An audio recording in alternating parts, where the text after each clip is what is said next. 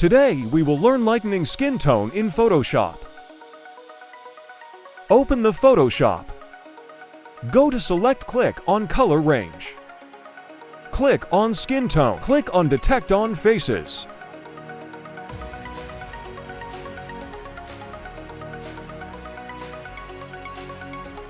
Go to Adjustment Layer, click on Solid Color.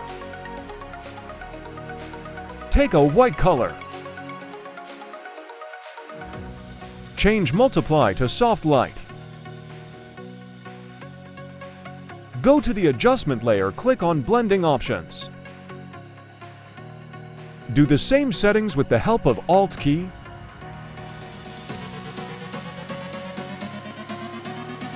Click on OK button. Take a brush tool.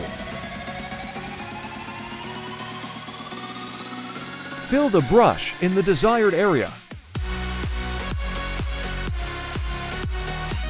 Click on white color. Take skin color which suits your character. Click on OK button.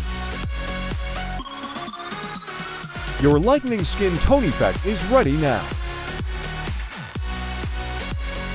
Hope you liked the video.